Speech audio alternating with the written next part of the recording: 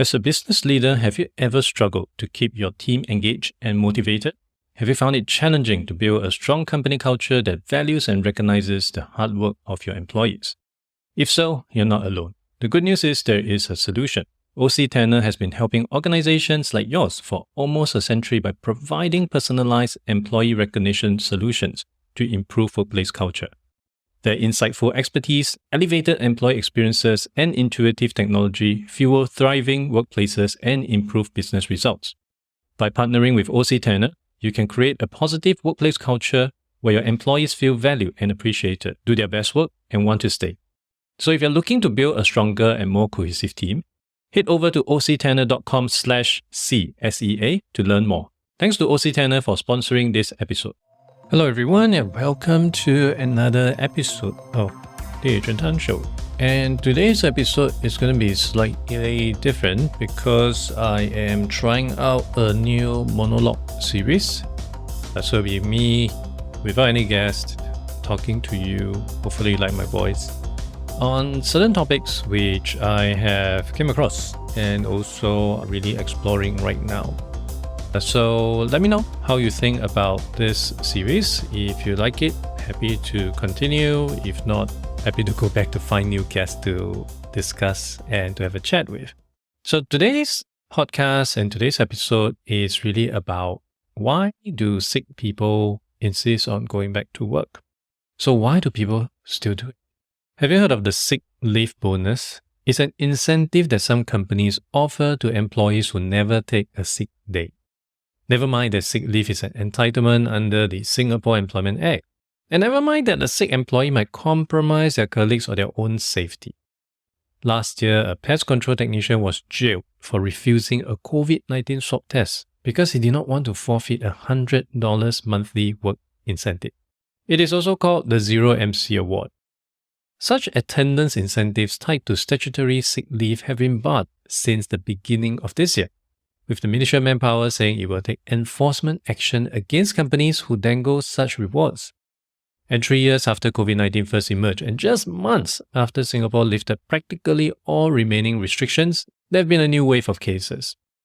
Now, a lot of health ministers say in Parliament that the wave is now waning, with the number of cases having subsided to about 3,000 a day to about 4,000 infections a day last month.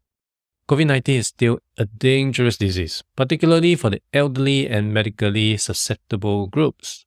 During the new wave of cases, some companies actually took additional precautions, such as encouraging employees to work from home and all, but still there are some employees who feel like they must go to work even when sick.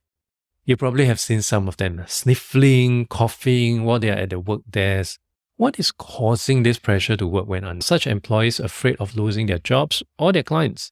Or is it a sign of a toxic workplace culture that values attendance over health and well-being?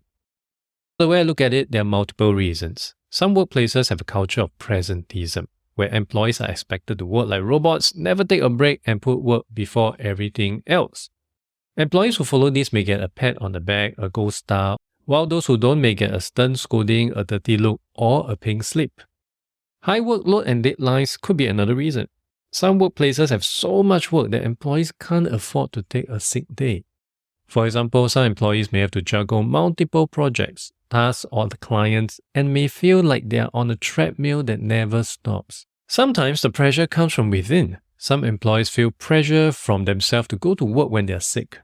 Like Michael Jordan, who played basketball with the flu and won the game, some may have a strong work ethic or a sense of duty that makes them want to do their best and impress others.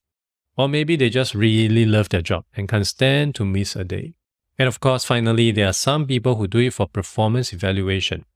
Even though research has shown that working from home increases productivity and work-life balance, studies have also found that it can decrease the odds of being promoted. A survey of US adults released in January this year, 56% of respondents said that fully in-office employees had a competitive advantage over their fully remote counterparts when it comes to getting raises, bonuses, and promotions. This corresponds with pre-pandemic data from a study of remote workers in China by Stanford economists in 2013, which showed people working from home were about 50% less likely to get a promotion compared with their on-site colleagues. Out of sight, out of mind. Or worse, out of sight, out of favor. Now, it's worth repeating that the result, not the effort, matters most. But I get it, by the time the result is out, it may be too late to fix anything if it goes wrong.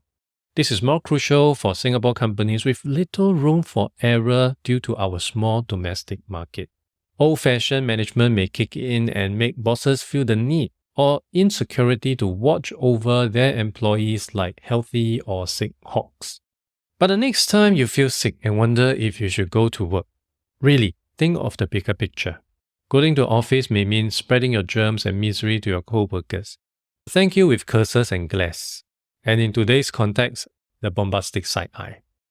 You will also be less alert when sick and make more mistakes. This will affect the quality of your work, creating more headaches for yourself, others, and tarnishing your reputation as well as your prospects. And if the illness is indeed serious, not getting enough rest and treatment will only worsen the problem and keep you away from work longer. Ultimately, you're feeding the beast of presenteeism, where employees may feel obliged to work when sick. As the old English rhyme goes, he who fights and runs away lives to fight another day. Or in this case, he who works and stays away will live to work another day. Going to work when you're sick is like juggling knives while riding a unicycle. It's a bad idea for you and everyone around you. You will not only end up hurting yourself and others, but also messing up your work. So be smart and stay home when you're sick. Your boss and co-workers will thank you for it. You will thank yourself. It is a win-win situation for everyone. Except for the germs hoping to hitch a ride with you to the office. But they don't deserve your sympathy anyway. I hope you enjoyed this monologue. I'm going to try a few more. I'll see how the feedback goes. If you really like it, appreciate if you can drop me a comment somewhere. Just go to my website, drop me a message. And with that, thank you so much for tuning in. And I'll see you in the next episode of The Adrian Tan Show. And that's it for this week's episode. Before we sign off, we want to give a special shout out to our sponsor, OC Tanner. As a business leader, you know that one of the biggest challenges is creating a positive workplace culture where your employees feel valued and appreciated. That's where OC Tanner comes in. Their award-winning recognition solutions are designed to help you celebrate the accomplishments of your employees and teams, drive performance, and build a strong sense of community. Your employees will feel more connected to your organization, which can result in increased loyalty and reduced turnover. So if you're looking to create a culture of appreciation in your organization, head over to octanner.com/C, that is SEA, to learn more. Thanks again to OC Tanner for sponsoring the show. Thank you for listening to the podcast. You can refer to the show notes for links to more information about our guests and their businesses. If you enjoyed this podcast, it will be helpful to give a review on iTunes or follow me on Spotify. If you're using Overcast, please hit the star button under the episode. That will help get this episode and podcast out to more people who may find it useful. I'll see you in the next episode of The Adrian Tan Show.